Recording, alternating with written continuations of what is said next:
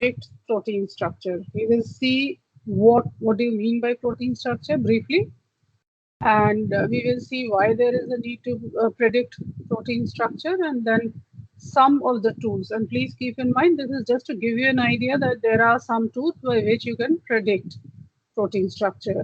It in no way means that these are the only tools that are available. There are other tools which are there, and all of these tools, we will see that also that there are different versions, updated versions available. So all of these tools also go on being updated based on the new information that is received. So that updating is done quite regularly. So uh, I mean, if you plan to use it, you need to go to the latest version and then adopt it for your purpose. So when I talk of the protein structure, the first thing that I talk of whenever I say protein, what is a protein? A protein is a linear chain of amino acids. That is what I mean, basic definition. So that linear arrangement, it simply means there's the first amino acid, there's the second amino acid. The first and the second amino acid are linked to each other using a peptide bond. It's an amide bond. In case of polypeptide chain, it is called a peptide bond. The second and the third amino acid is again linked using a peptide bond. The third and the fourth again using a peptide bond. So then, depending on 100 amino acids, 200 amino acids, 300 amino acids, how many amino acids that protein is made up of, you have a linear chain or a polymer of amino acids. So that is what the primary structure is. But the primary structure per se, just that linear arrangement of amino acids, does not give the protein its function. Proteins we know can function as enzymes, that is what we are more familiar with, but proteins can also function as antibodies, proteins can also function as toxins, proteins function as structural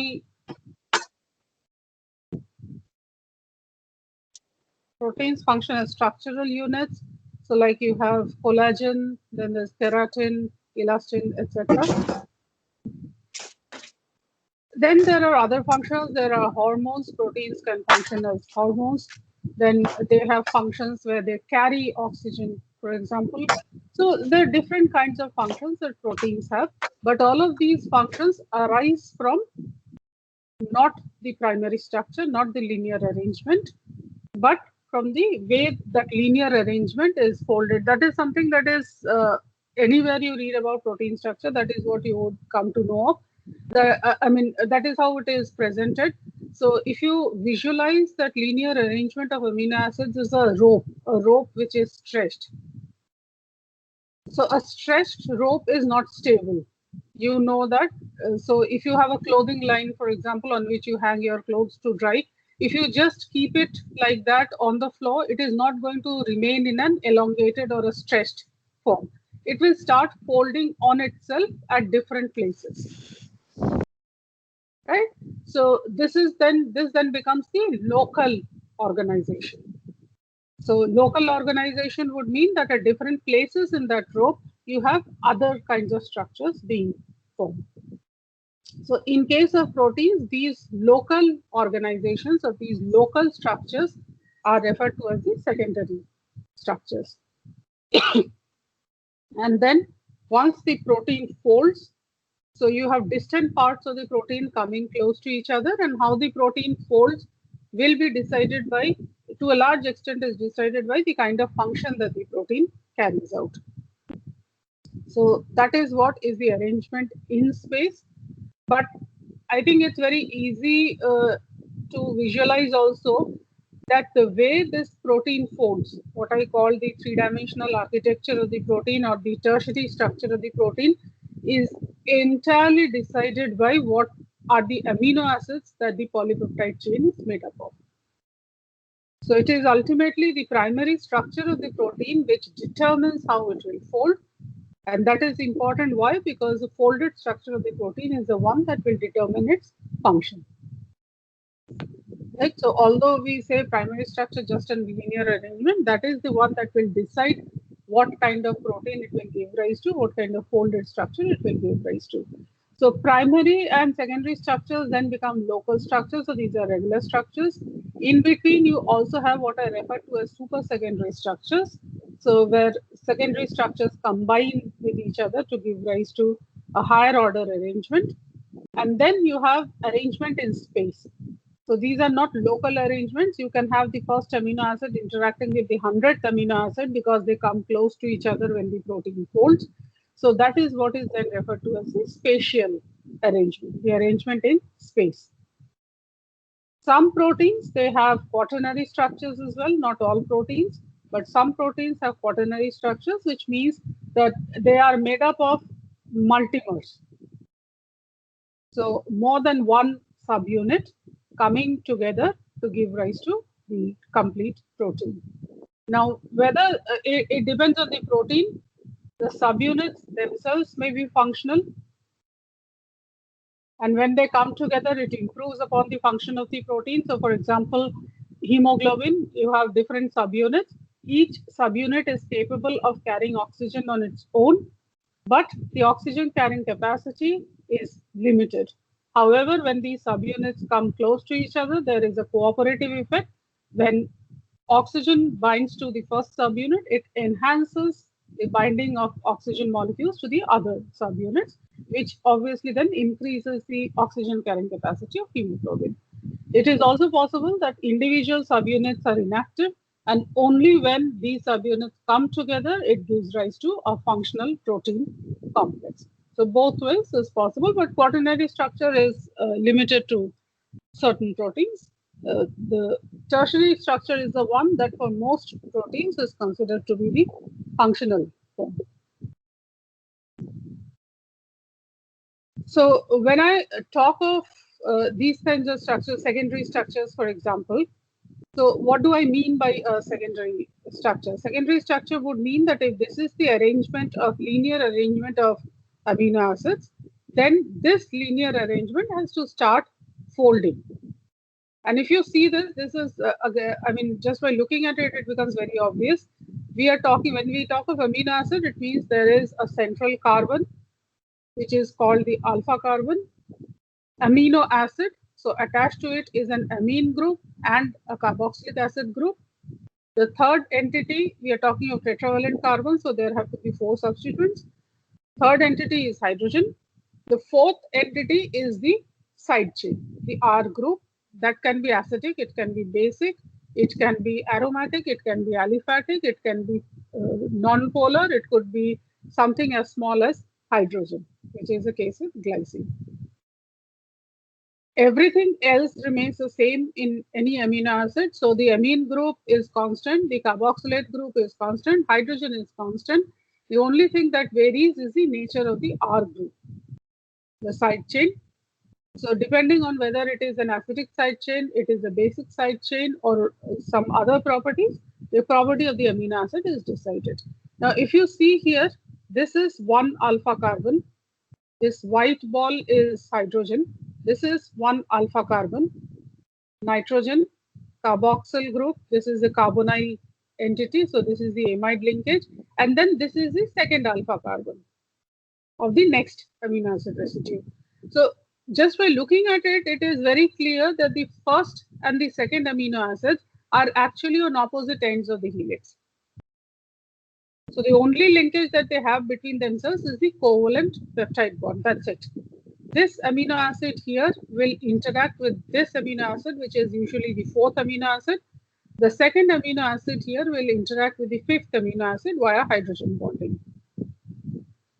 So the point here is that that is how distant amino acids, and this is only the local structure, a part of the polypeptide chain. It is not that the complete polypeptide chain forms an alpha helix, right? So amino acids which otherwise are far apart from each other can come close to each other when the protein starts to fold. So this is the usual, this is called a ribbon-like structure. This is the usual noting how in shorthand how alpha helix is denoted. This ribbon actually looks like this helix that is formed. So wherever you see protein structures and you see a ribbon-like structure, it means that this part of the protein forms a helix. So similarly, you have beta sheet structure also. So beta sheet is made up of beta strands, individual beta strands. So individual beta strands are quite elongated. So the R groups, as you can see, are quite far apart from each other. But more than that, just now what we talked of, that this kind of an elongated structure is not really stable. Right? So beta strand per se is not a stable entity, but how it becomes stable is by forming hydrogen bonds with another beta strand. So this is what happens. So this kind of structure then stabilizes. This kind of a combination of beta strands is then referred to as a beta sheet. This is how a beta strand is denoted in the literature. So there is an N-terminal end and then there is a C-terminal end. So shorthand, alpha helix is denoted as a ribbon, beta strand is denoted as an arrow. So combination of these arrows would give rise to beta sheet. Alpha helix is the most common secondary structure that exists. Beta sheet is the second most common. Both of these were proposed and discovered by Linus Pauling and his co-workers. So what we are talking of here is this arrangement, which is a beta strand, an unstable structure, which when it combines with other beta strands via hydrogen bonding, gives rise to a stable beta sheet. These can then combine. So if you these kinds of structures you would have seen, or you would also have in fact drawn in your reports, etc. So common, and you can see that there are different parts of the protein. So there is a helix here, there is also a helix here, there is a strand here. So these combine to give sheets, and then there is a sheet-like structure here as well. So the point here is that when I say a protein is, let us say, 30% alpha helix, it does not mean, and let us say that protein has 200 amino acids. So it does not mean that all 60 amino acids at one place combine to give rise to a helix. That is not what 30% means. 30% means that different parts of the amino acid chain, the polypeptide chain, at different places it can form helices. Combined, the total fraction would be 60%. Right? So it is not that all 60 amino acids at one place will form a helix and you say that the protein is 30% alpha helix. It could be from different places combined together 30% alpha helix. That is what you see here. There is a helical structure here as well, and somewhere far distant there's another helical structure. And like we talked of just now, in some cases these may combine to give rise to quaternary structures. So these are multi-subunit structures or multimeric structures.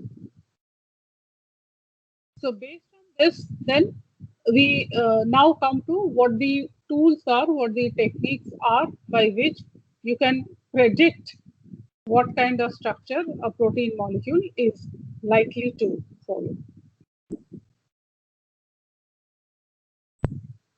So what are these tools? These tools are basically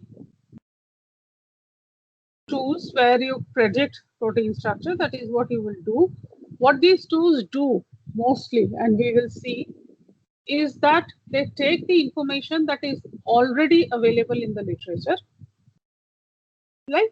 So for many proteins, the structures would already be available in the literature by experimental tools. So they look at these databases and then find out. Let us suppose I just take the example of bovine serum albumin.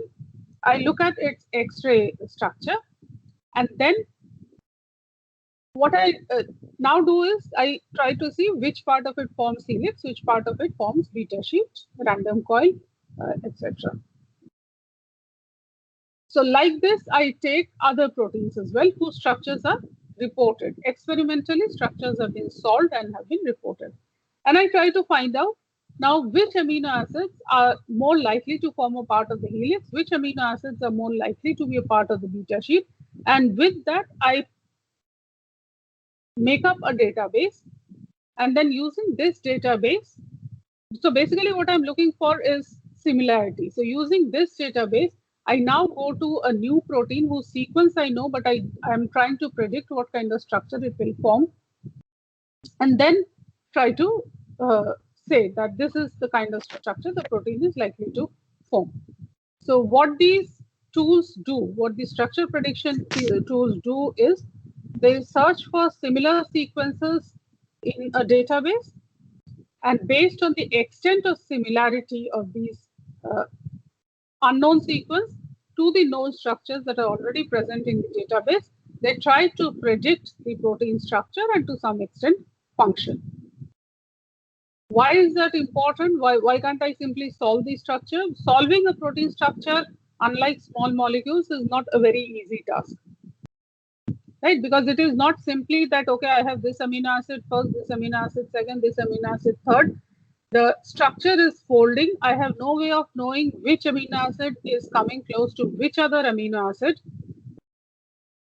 Like, although we will not discuss this here, just to give you an example, there is a protein called ribonuclease A. Ribonuclease A, because it's a very small protein, it's a 14 kilodalton protein. So it has been used extensively as far as like carrying out structures, mechanisms with proteins are concerned.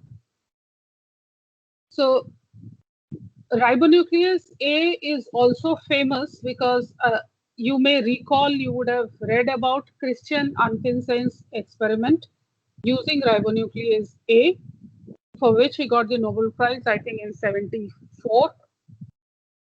So what he was the first one to actually show that it is the primary structure, the way a protein molecule folds, that information is present in the primary structure of the protein. You do not need anything else for a protein to fold.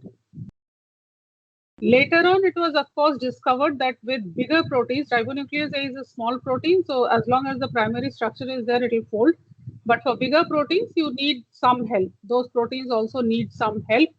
So they need some protein folding helpers like chaperones, etc. But Anfinsen's experiment actually worked out very well to show that how a protein molecule will fold will be decided by what kind of primary structure it has.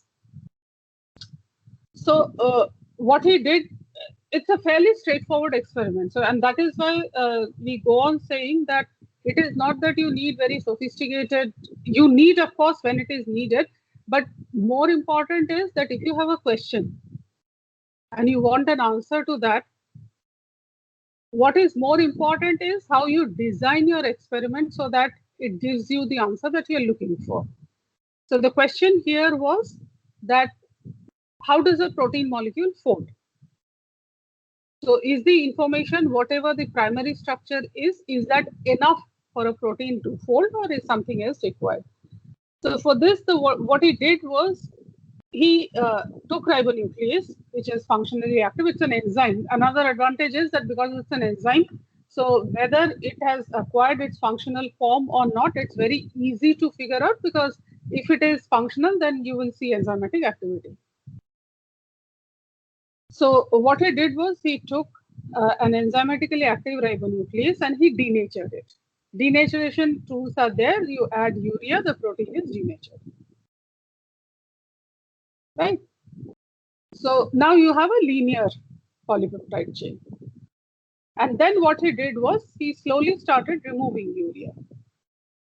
And you can remove urea. Urea is a small molecule. All you need to do is separate urea from the protein. Protein is a bigger molecule, urea is a smaller molecule. So you can carry out dialysis to separate urea from protein. So the idea is that you start with a polypeptide chain, because now you have urea denatured polypeptide chain, and you slowly start removing urea, the protein is likely to fold. So he did that. He took urea denatured RNAs and then he started carrying out dialysis. So the protein that he ended up with was only 1% active. So 1% activity is basically random. I mean, that has no statistical significance. Randomly also, if you take anything out of 100 structures, one is likely to be the correct one. So that does not tell you anything. Right. So what he could have done is he could have given up the experiment right there, saying that primary structure cannot determine how a protein molecule folds. What he did was that he took this urea denatured And so then he analyzed how this structure is different from the folded structure of ribonuclease, which is enzymatically active. So what he found was that ribonuclease has 8 cysteine residues, and it forms 4 disulfide linkages. Disulfide linkages are linkages between cysteine bond. Sulfur-sulfur linkage is the disulfide linkage. So it has 8 cysteine residues, which means it forms 4 disulfide linkages. But what is important is that these disulfide linkages, it is not that if I have 1, 2, 3, 4, 5, 6, 7, 8 cysteine residues, it does not mean that one forms a disulfide with 2, 3 forms a disulfide with 4, 5 forms a disulfide with 6, and 7 forms a disulfide with 8. Once the protein molecule has folded, the cysteine residues which come close to each other are the cysteine residues which form a disulfide linkage in active ribonuclease. What it means is that out of the numerous disulfide linkages that are possible, only one arrangement exists in ribonuclease A, which gives rise to the functional form of the protein. You follow what I'm saying? So you may have the first cysteine residue coming close to the 8th cysteine residue when the protein molecule has folded, and it is actually the first and the 8th residues which form a disulfide linkage, not the first and the second residues. So what he next did was he added a reducing agent when he carried out dialysis. So what the reducing agent does is, and anything can be a reducing agent. You can take any thiol, it can act as a reducing agent. So what the reducing agent does is that it keeps, so when I'm dialyzing out urea, it keeps the cysteine residues in the reduced form, SH form. It does not allow them to form disulfide linkages. So just imagine now what is happening. The protein molecule is folding, but the cysteine residues are not allowed to form disulfide linkage. So the cysteine residues remain in the SH form, that do not form a disulfide linkage. Now when the folding is complete, all the urea has gone out.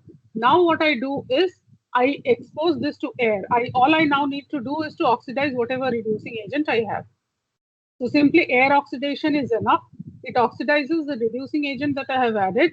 Now the cysteine residues, now since the protein has folded, the cysteine residues which are naturally supposed to be next to each other have now come close to each other. When I remove the reducing agent, these cysteine residues now form a disulfide linkage, and I get a 100% active ribonuclease A. So the hypothesis is correct that the primary structure is the one that determines the three-dimensional structure. So what you need to, the point I'm trying to make here is that simply by looking at the linear 8 cysteine residues in the linear amino acid chain, you would not have been able to predict which cysteine residue will interact with which cysteine residue. That is where protein prediction, structure prediction tools become important, because you would find that if first cysteine is interacting with the second cysteine, that may not be an energetically favorable structure. It's only when the first cysteine is interacting with the 8th cysteine residue do you get an energetically, we are talking about thermodynamics here. So you get an energetically favorable structure. So that is where the importance of the structure prediction tools lie. You still will have to carry out experiments, but your reliance on experiments, the extent to which you depend on your experiments is then reduced. You get some validation of your results from the theoretical tools as well. But you also have to remember these are just prediction tools. They rely on the information that is already available in the literature. So if you have something new, which in those cases, then you will need to rely on the structural tools, experimental tools more. So we look at some of the tools by which you can predict the properties of a protein from primary sequence. Just by looking at the primary sequence, which is a linear, we are not talking of a folded structure. You just know the arrangement of amino acids, and you are now trying to predict the physicochemical properties of the protein, what that polypeptide chain. Once the protein folds, what properties it is likely to have. So there are different databases that are available, and XFASI is the one that is, it's a very extensive and fairly comprehensive tool. XFASI is, it works on the UniProt knowledge base. So there are different consortia which have come together. There is the SwissProt protein knowledge base. Then there is the EMBL. EMBL is the European Molecular Biology Laboratory. It's a conglomerate of laboratories in Europe, based mostly in Germany, but outside Germany as well. So TR is translated EMBL. EMBL is sequences. They have a collection of sequences. Translated EMBL would be from those sequences what the polypeptide chains are likely to be. Then there is the Protein Information Resource Group at Georgetown. All of these combined, they have information in UniProt. So UniProt gives you, if you just go to that site, you feed in either the name, or UniProt also gives unique access IDs.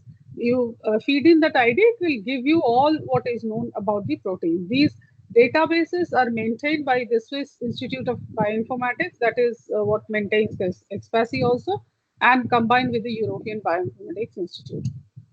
So if you go to XFASI, you will find all of the, and XFASI is not only proteins, although here we are talking of proteins. XFASI talks of, we will see. So this is what it looks like. The website would look like. So if you see here, XFASI talks of tools for everything. It has genomics, metagenomics, transcriptomics. We are talking of proteins and proteomes. That is what we are interested in. Then you have evolution, phylogeny, structural biology. All kinds of tools are available. So it's not only proteins, although that is what we are interested in here. So we go to proteins and proteomes. That is what we click on. Once we do that, then this is what this actually is a long page. So this is what the first page would look like. There is UniProt, and then there are other model prediction tools as well. So if I go down, we will just take one example to see how this tool works.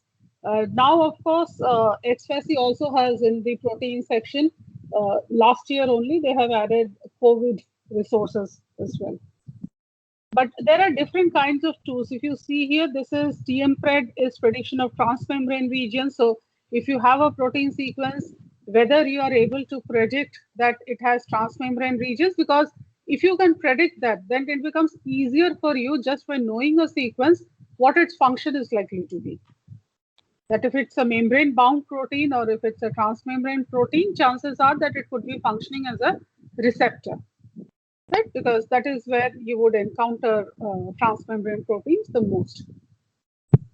And then there are other tools also. So Melanie, Melanie is something which we also use. It is for 2D page analysis. So it's a software which has been developed. And then once you have the experimental results from a 2D gel where you have labeled all your proteins, this software allows you to analyze all proteins from different samples on a single gel. So what we are interested here, or what we will look at here, just to give you an example of how this tool, these are different tools. So how this works is, we will look at this ProtParam tool. So it is a tool which is used for computation of physicochemical parameters of a protein.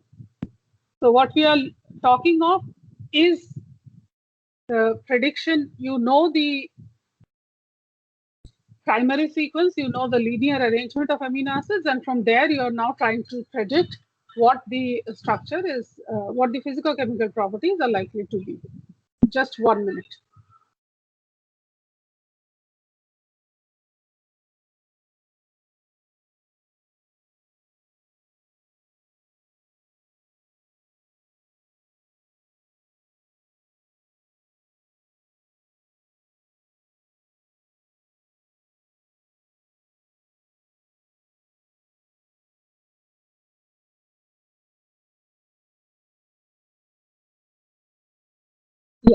Sorry about that. So we are looking at the ProtParam tool, which is used to predict, just known by primary sequence, to predict what kind of properties the protein is likely to have. So what you do here is you either enter the identification name or the accession number, or if you do not know the sysprot name or the accession number, you can also just feed in the raw sequence, the linear arrangement, the amino acid sequence that you have, you can feed it in there. This tool, because it is based wholly and solely on the amino acid sequence, even if you know that your protein is post-translationally modified, which means it could be phosphorylated, it could be glycosylated, etc., there is no way that this tool can take care of that. It also, like there are some proteins which function as dimers. So this tool cannot take care of that. So what you do in those cases is that if you know that your protein forms dimers, you feed in the same sequence twice. Right, trimers similarly.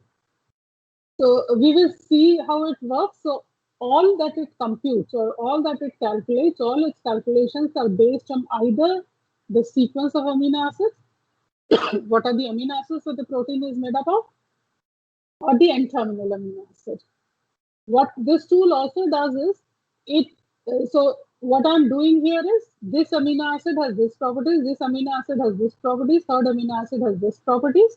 So the assumption is that each amino acid behaves independent of other amino acids that are a part of the polypeptide chain, which I think you can appreciate is not always true. Amino acid, when it is a part of a polypeptide chain, cannot really function independent, or it is not possible that the properties of one amino acid are not modified by the presence of the neighboring amino acids, right? But still, people have used it, people continue to use it. So it gives you, even with these constraints, it gives you quite good prediction about what properties the polypeptide chain is likely to have. This, again, because it is based only on the primary sequence, amino acids, how they are linked to each other. So whether secondary structure will modify properties or whether the folded form will modify properties, it does not take into account those considerations. So these are some of the parameters that ProtParam can calculate. And again, I would emphasize, with all those constraints that we have talked of, it is still able to predict properties, physicochemical properties, with remarkable accuracy. So it can calculate the molecular weight and it can calculate the theoretical PI. So that I think is very obvious. I mean, how it does that. So because you know what the arrangements are. So if I have, let us say 10, to make calculations simpler, if I have 10 amino acids, it is not really a protein, but still, I have 10 amino acids, and the average amino acid molecular weight is considered to be 110, 110. So what is the molecular weight? What is likely to be the molecular weight of that protein or peptide chain? Please keep in mind that with this tool will take molecular weight of each amino acid. It will not take that average 110, but this is my question, because we cannot go into the molecular weight of each and every amino acid. So you just tell me, assuming all these 10 amino acids have an average molecular weight of 110 each, what will be the molecular weight of the peptide? 1100, ma'am. 1100. Think.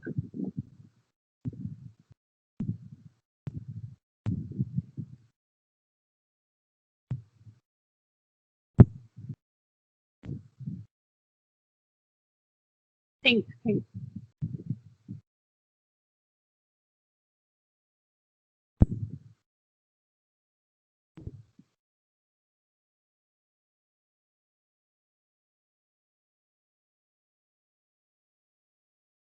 We are talking of amino acids which are forming a peptide chain.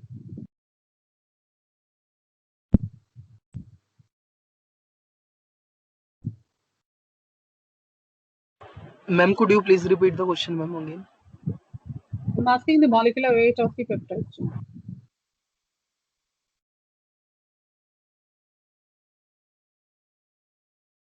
Which has 10 amino acids, average molecular weight 110.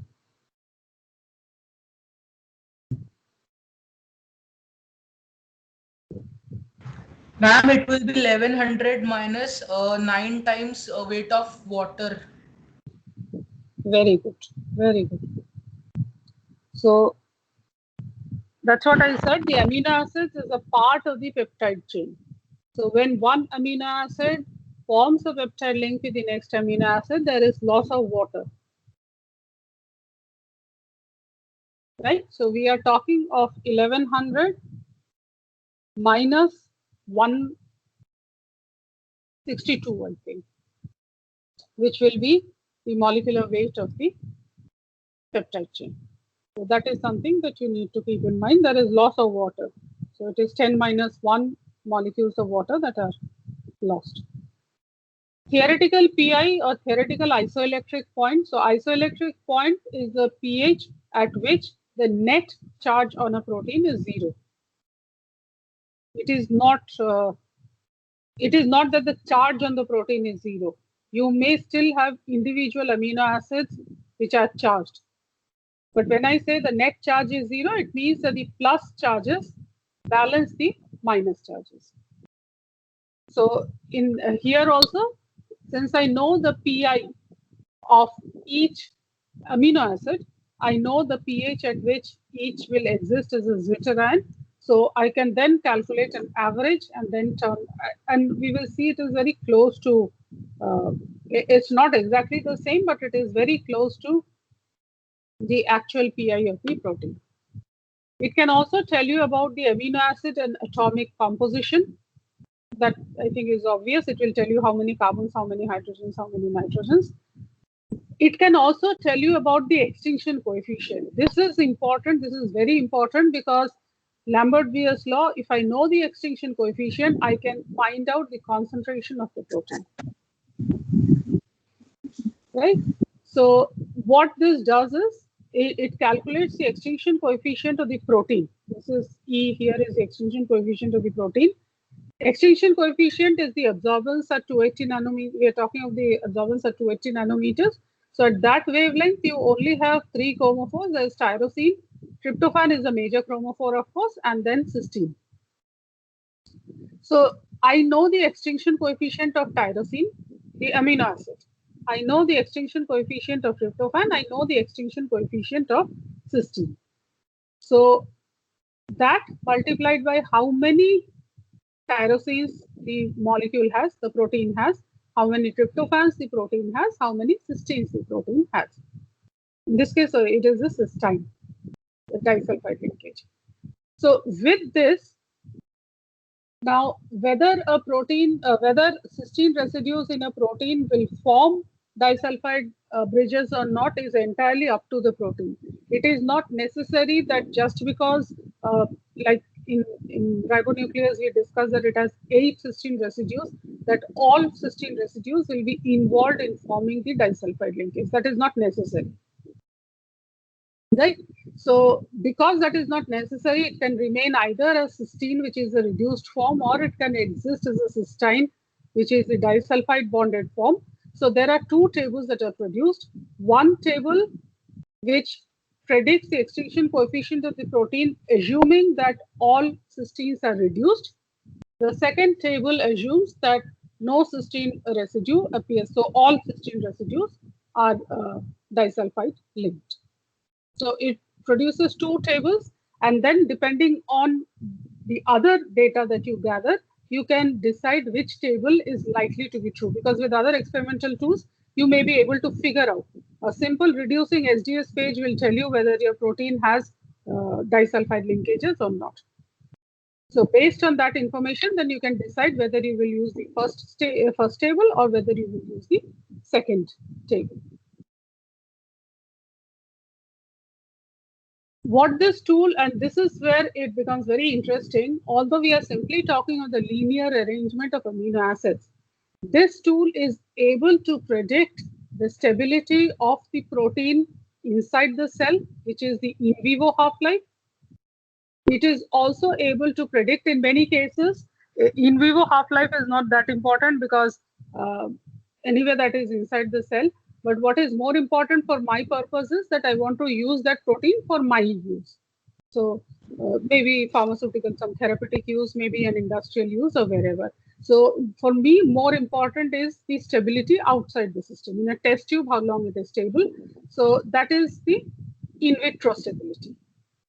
So what this tool does is it is able to predict, and the way these tools have been made up is that it is not one person who has picked up all of these parameters and has worked on these. There are many different groups who may have come up with different parameters. Some group has found out a tool how you calculate in vivo half-life. Some other group has worked with the carrying the stability in vitro. All of these combined together have become the ProtParam tool. So how does this tool predict the in vivo half-life? Half-life means how soon a protein is degraded. Right? Lower half-life means it is degraded by the system very fast. Longer half-life would mean that it survives in the circulatory system or in the system cell for a longer time. Now, what is interesting is that the half-life, in vivo half-life of a protein is decided by what is called the N-end rule. The N-end rule states that a protein, the degradation capacity of a protein or how fast a protein is degraded is decided by only by the N-terminal amino acid that that protein has. Only by the N-terminal amino acid.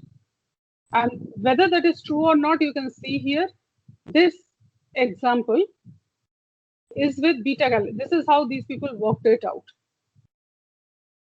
They have a single protein, which is beta-galactosidase, and beta-galactosidase is a huge protein. It's a tetrameric protein, and single subunit is more than 1,000 amino acids. In that, they have simply varied only the N-terminal amino acid, starting with alanine, going up to valine. And if you see this, if I have arginine or asparagine as the N-terminal acid, the half-life in yeast is only 2 or 3 minutes. On the other hand, if I have valine as the N-terminal amino acid, then same protein. All the other amino acids are the same. Only the N-terminal amino acid is changed from asparagine to valine. The half-life increases from 3 minutes to 30 hours. Same is the case in E. coli. Same is the case in mammalian systems as well. You can see here, and valine seems to be the best or worst depending on your viewpoint. So, for example, from 1 hour or 0.8 hours when you have glutamine or glutamate as the N-terminal amino acid, with valine, same beta-galactosidase, same rest of the amino acids, the half-life increases to 100 hours. So that is what is the N-end rule. So it is a prediction of half the amount of time it takes a protein to disappear after it is synthesized in a cell. The reason why the N-terminal amino acid seems to be so important is that proteins are degraded in the cell by a system which is called the ubiquitin proteasome system. Ubiquitin is a small amino acid, very small amino acid. It has been there from lower organisms to humans. It's a very small amino acid, but except for 3 amino acids from yeast to humans, the sequence of ubiquitin has not changed at all, which means that each and every amino acid of ubiquitin has its own function.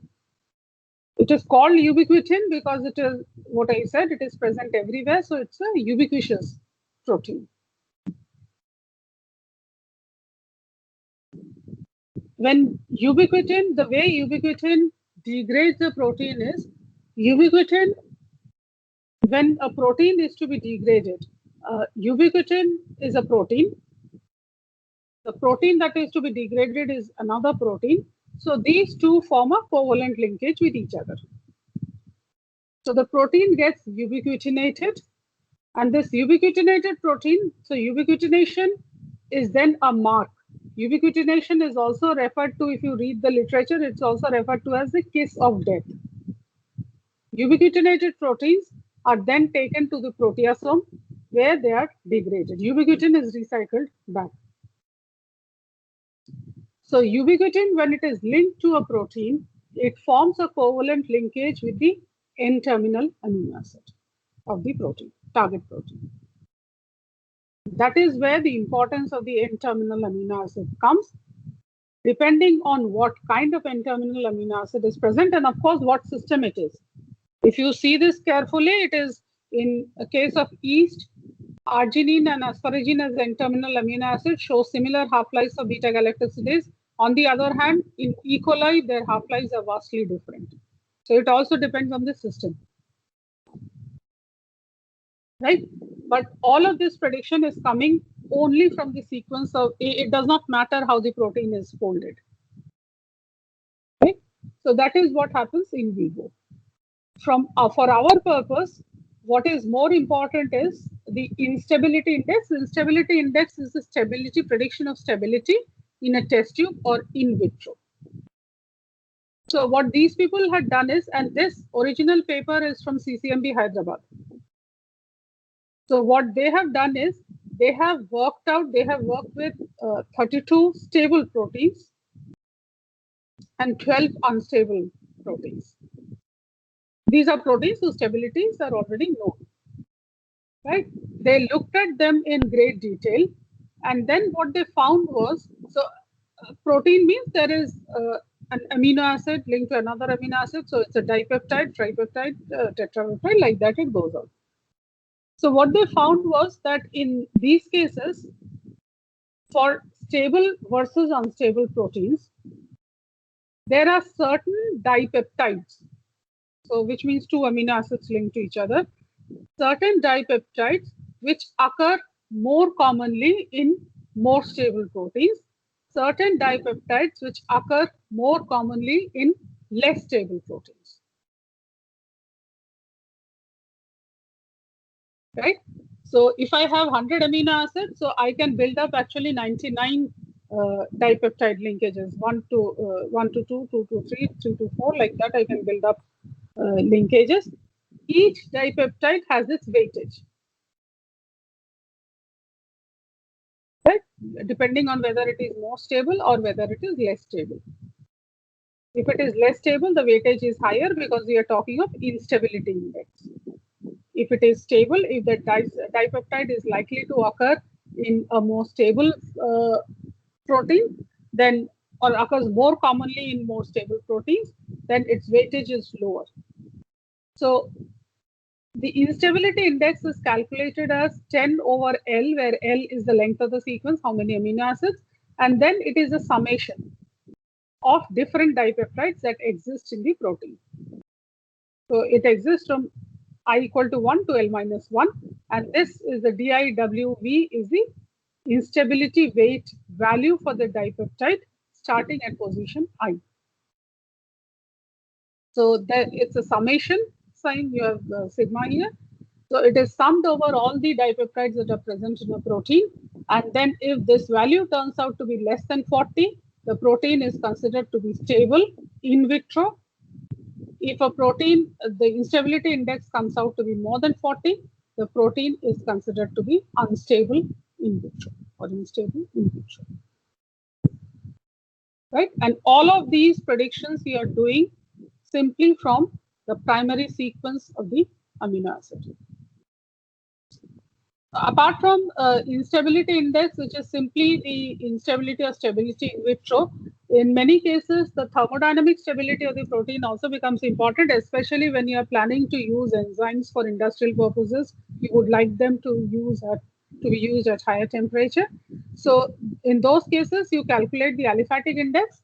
The aliphatic index is calculated by the most non-polar amino acids, which are valine, isoleucine, and leucine, and to some extent alanine also, although the contribution of alanine is less. Valine, isoleucine, and leucine are the most, these contain aliphatic side chains, and these are the most non-polar of the amino acids.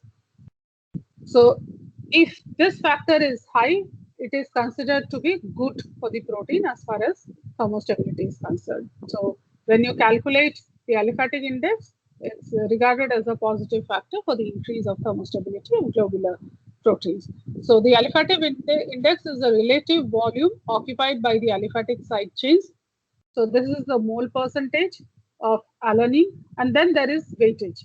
If you see this, for valine, the weightage is 2.9, and for isoleucine and leucine, the weightage is 3.9. So it's built into the formula. You take the mole fraction and calculate the aliphatic index. Higher the aliphatic index, the prediction is that the most stable, thermostable the globular protein is likely to be. Again, based on information that is already known about the thermostability of known proteins. It also helps you to calculate the grand average of hydropathicity, which is also called the Gravy score or the Gravy value. So it is used, calculated using this hydropathy table.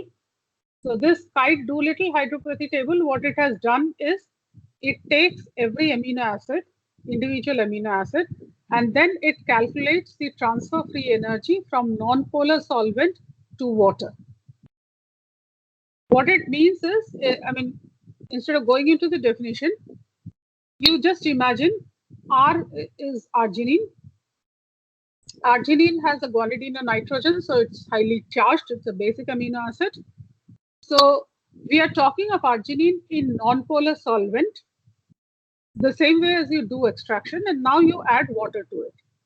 So when you carry out extraction, what is the likelihood that the transfer free energy, that it is likely to move from non-polar solvent to water? In case of arginine or in case of charged amino acids, it is likely to be, the delta G is likely to be negative, because this will be a highly favorable process, right? That the charged amino acid will move from the non-polar solvent to water. So if you see this here, all of these have, going up to tryptophan, all of these have, okay. So we stop right here. I'll just finish with this. Has your class already started?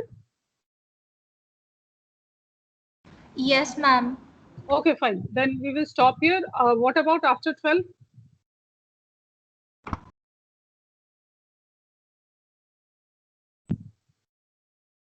Do you have a class after 12? Yes, ma'am. At 12 p.m. we have one class, and we can take in the lunch hour, ma'am, around 2. Okay, fine. Then we will start at 2 o'clock. Okay, I'll just like it. Okay, thank you. Thank you, ma'am. Thank you, ma'am. Thank you, ma'am.